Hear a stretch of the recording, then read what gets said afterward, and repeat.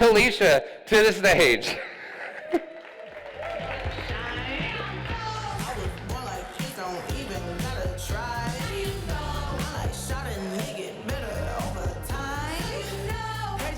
I'm not the baddest trick you like. Ain't my fault that I'm out here getting loose. Gotta blame it on the goose. My mic is now working. Hi, everybody. Glad you got your calisthenics in.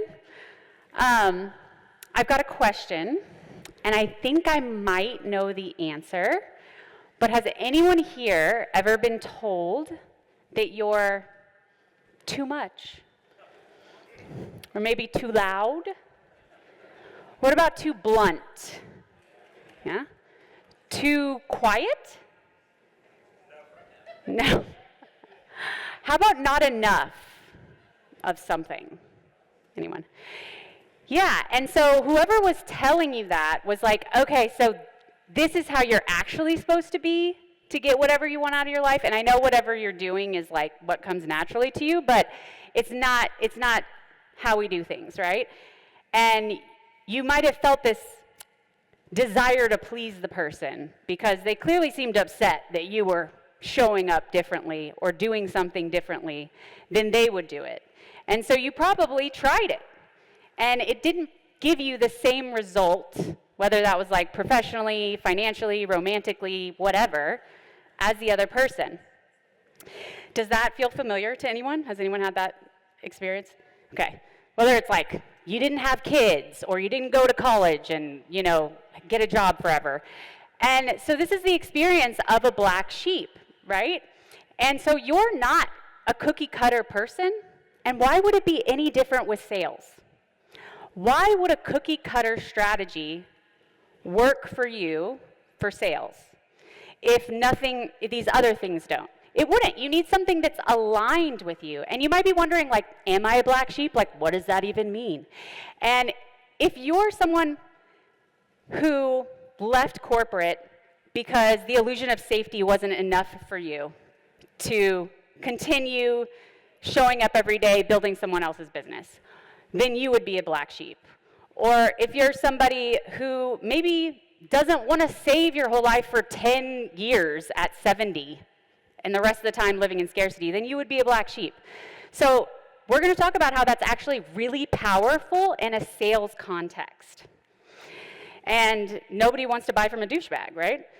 So, first of all, the common problem up to this point, has anyone here ever had sales training? Or read a book, a sales book, or watched a YouTube video, or whatever? And did they tell you to do something that it felt kind of weird? Yeah, and they were like, yeah, you need to do it anyway, because this is how you do it, and if you do it and it doesn't work, then that just means you're bad at sales. And you might have even thought, like, oh God, this is not for me. I'm not a salesperson because this feels so off. So if this is the only way to do it, then this isn't for me, right? And here's the thing. It's not that those strategies don't work. They genuinely work for the person who's teaching it. And they are a different person from you. And they have a different audience, and they have a different service. And so one size fits all just doesn't make sense when there's so much individuality among people, especially as the world has so many more buyers, such diversity in buyers and sellers than ever before. There's a need for a different type of selling, a different approach, right? So the second problem, has anyone ever had an experience with a pushy salesperson? Yeah. So a lot of the time, you've had this experience and you're so worried about being that person that you just go 180 in the opposite direction. And you're basically not selling at all, and you don't know how to navigate a conversation without feeling like you're pushing someone. So here's the thing. Black sheep don't have sales conversations. They have fitting conversations. Mainstream sales is everybody's a yes. You want everyone to say yes, and if they didn't say yes, then you failed. But black sheep have fitting conversations. Not everyone is a fit. It's a simple conversation about what are you looking for in what timeline and what expectations do you have. And you're letting someone know when they're not a fit. And that is not what someone expects from a salesperson. And so it's very magnetic. So who am I? I realize that I look like a suburban mom, but I promise I have been a black sheep my whole life. And I have been told I'm very blunt, very quirky, very all the things, right? Not what I'm supposed to be. And I've definitely tried to shrink myself before because of it. And I'm so glad that I don't do that anymore because the right people will come to you. And that's really what the black sheep sales method is based on. And I've sold a lot of stuff. I sold digital marketing for 10 years, then I had my own marketing agency, and I've helped a lot of people sell a lot of stuff, right? So who are you?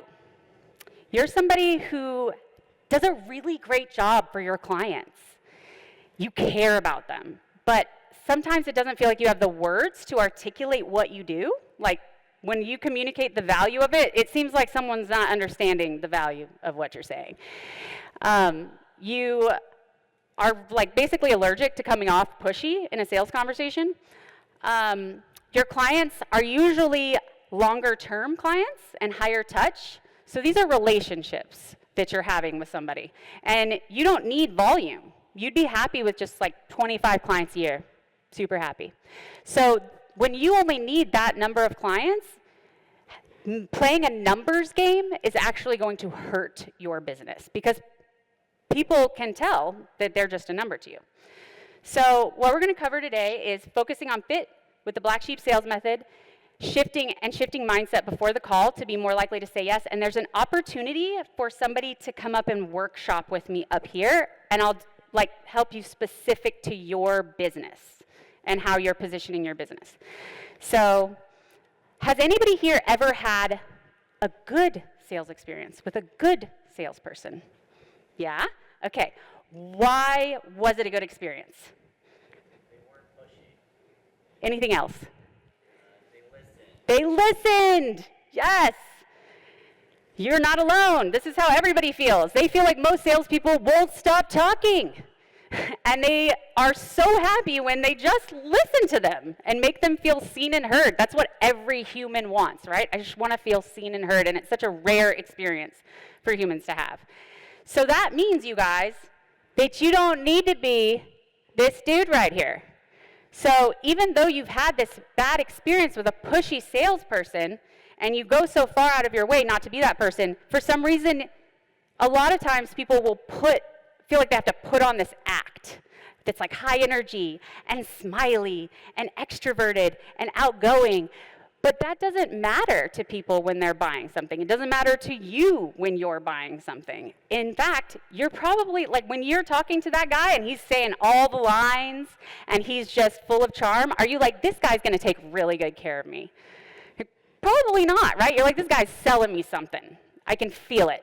And sometimes you can appreciate a really good salesperson that's just clearly like born, coming out of the womb, bullshitting. Like, those people where you're like, I can appreciate you've got a gift here. But most people are trying to act like that, and it doesn't come naturally. So it's just a turnoff. It's called commission breath.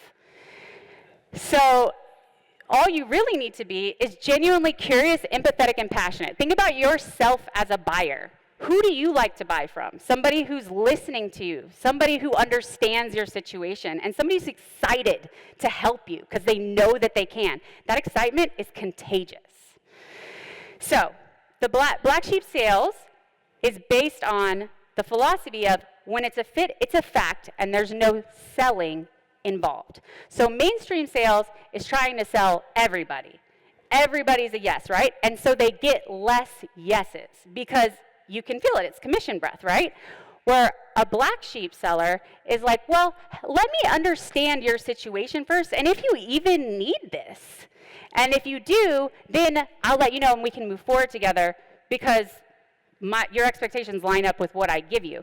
And that kind of transparency and collaboration happens from long before the sales conversation even occurs.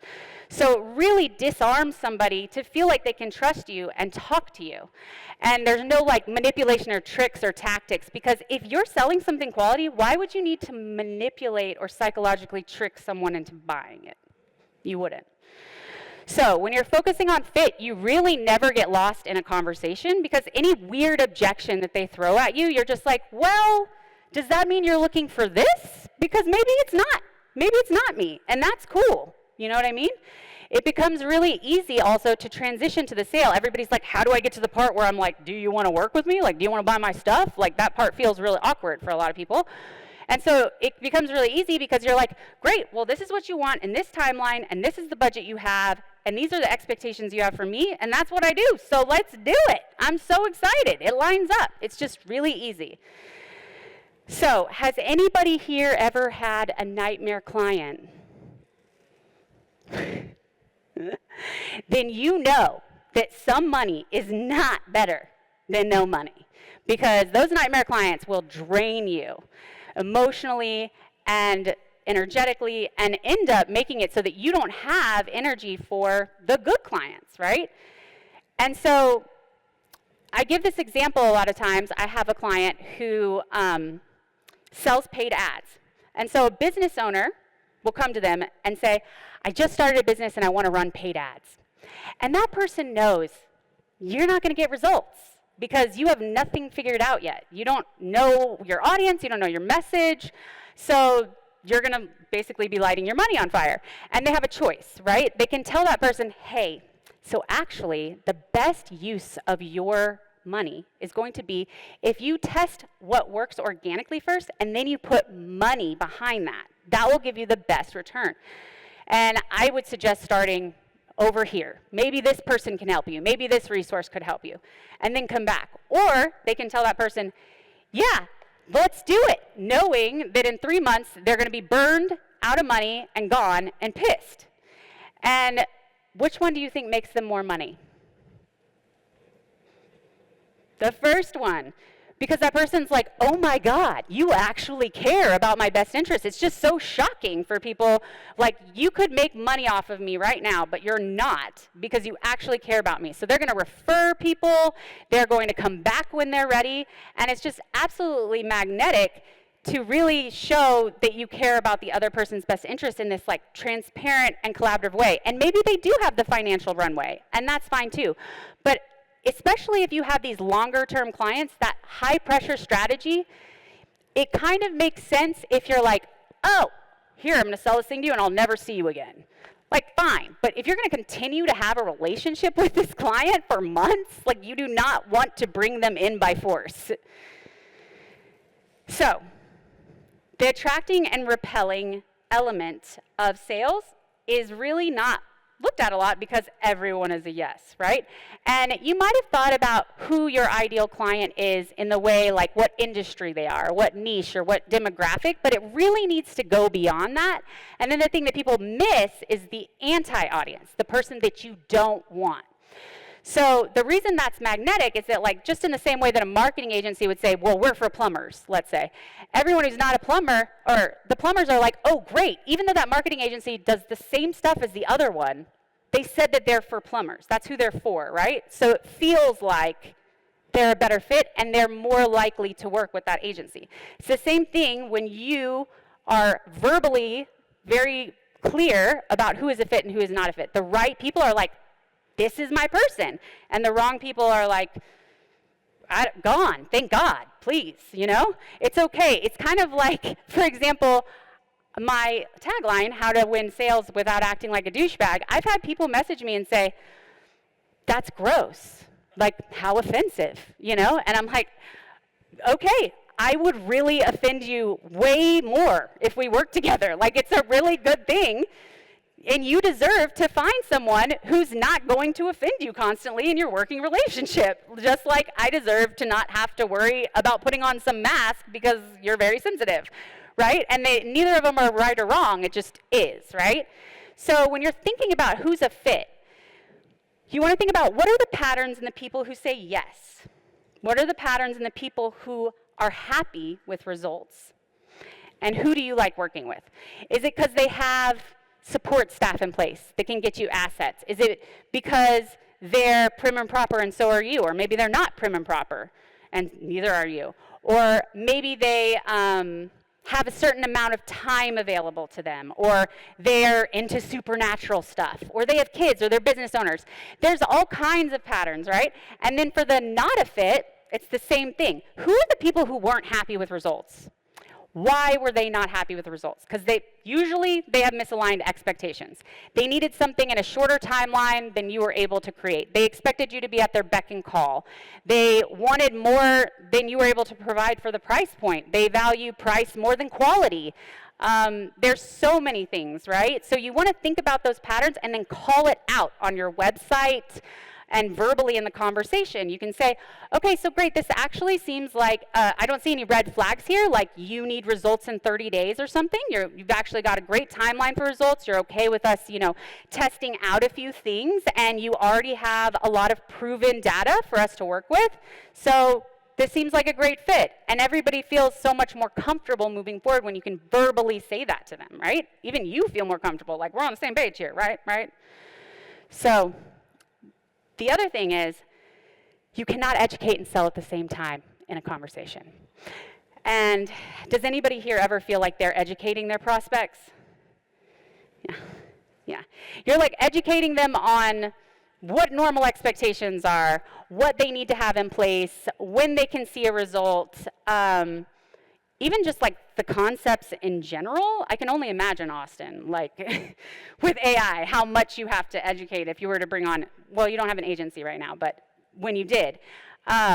So it's really, a lot of times people will be like, oh, the reason educating doesn't work in a sales conversation is then they're going to go implement the whole strategy that I just gave them and they won't pay me for it or something like that. But it's because they're overwhelmed and confused.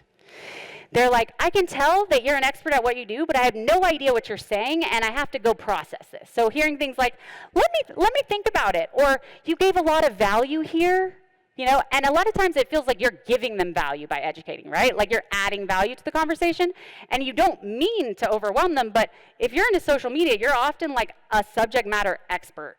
And so you can really almost forget what it's like to not be so familiar with it.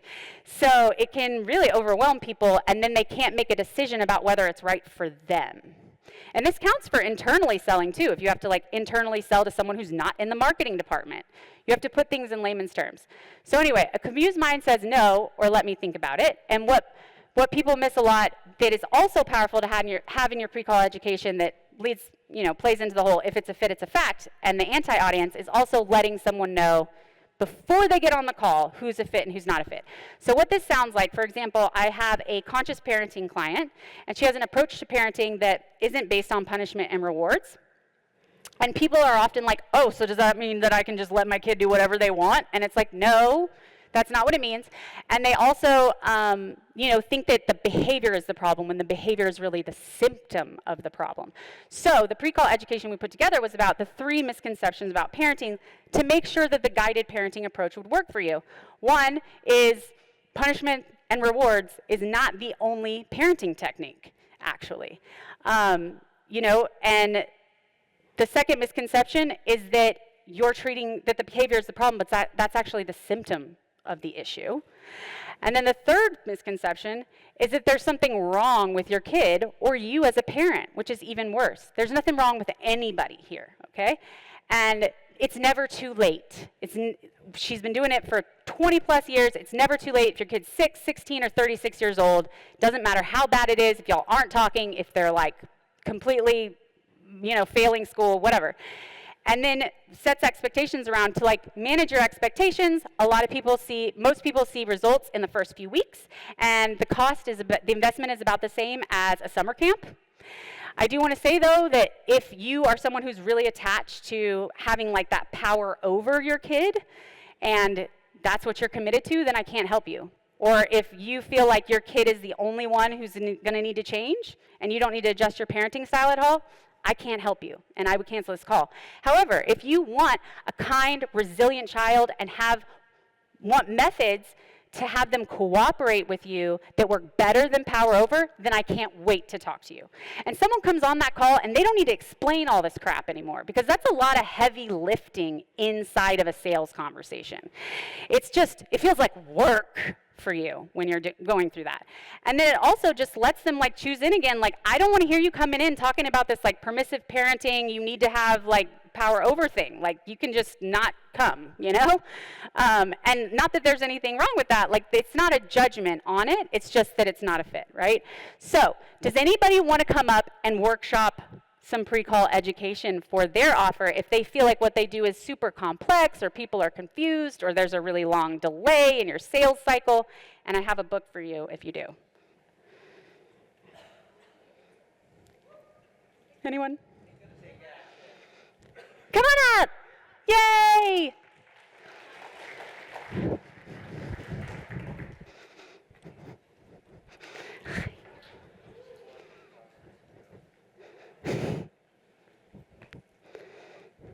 Hi. Thank you for coming up. What's your name? Amber. Okay, I don't know how to do this. Oh, okay, there we go. Amber. Okay, Amber, what do you do? I'm a marketing manager at Raby Ford. At what? Raby Ford. Raby Forward. It's a car dealership. Oh, okay. Okay, cool.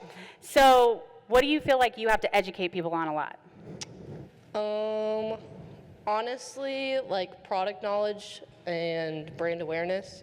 We're working on building like our brand awareness on social media, and like showing, like working in a car dealership, like everyone has that, oh, the car salesman's just trying to pull something over on me. Yeah. So we're really trying to like get our culture out there that our job is just to inform you about the vehicles that we have on our lot, and then find the right fit for you. Do you have like, are there differences in your vehicles or something? Like, are your vehicles different than other ones? Like, you focus on certain things in the vehicles you have on the lot? So we really focus on showing like what kind of features they have. Like, are you looking for something fuel efficient? Are you looking for something more luxury? Like, and then selling that to you. And then like, instead of selling it, kind of just giving you those features to work with. And then you can make the choice of whether you want to buy that vehicle or not.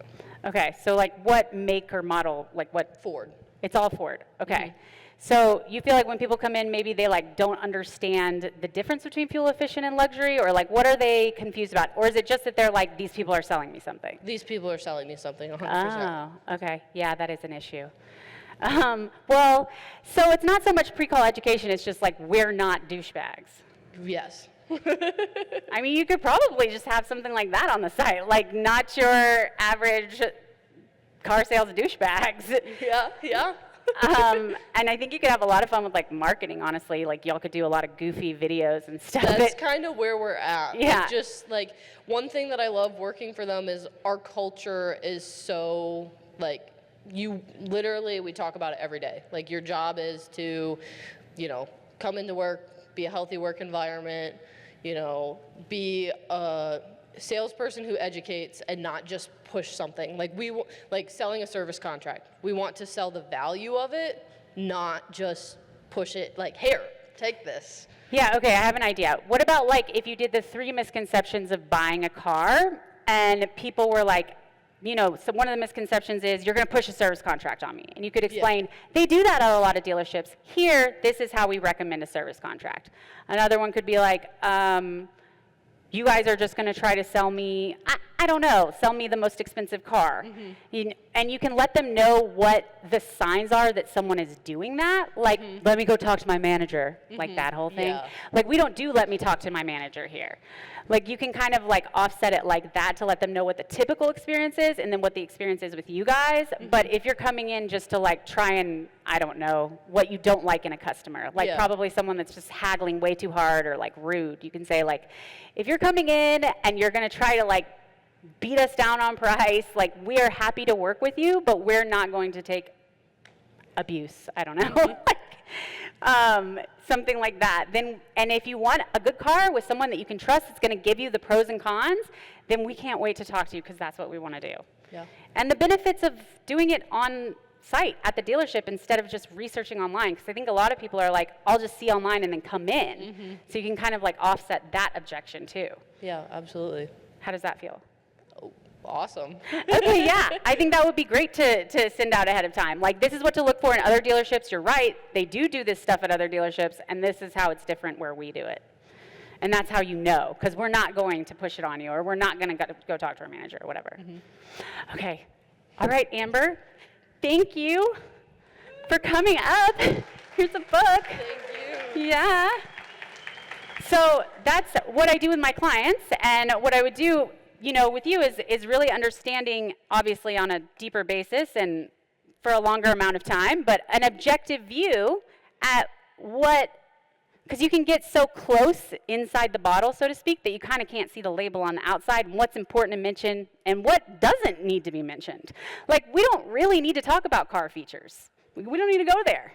That's really something like that's specific for somebody who's going to come on site and ask those questions.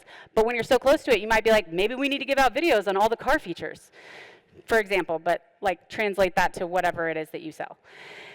Okay, so to recap, it's curiosity, empathy, and passion are all you need to be incredible at sales. It's fitting, not selling. There's no convincing involved. And you can't educate and sell in the same conversation. So sales is like an onion. There are layers. Or if you watch Shrek, it's like an ogre. And this is just a small piece, but it goes through, this thread is throughout the entire process, and it feels effortless and like a natural conversational exchange where somebody doesn't have like their guard up and you don't have that weird tension, and it just feels like it's a fit, and you can get excited about moving forward together. But obviously, I'm limited in how much I can give you in 30 minutes.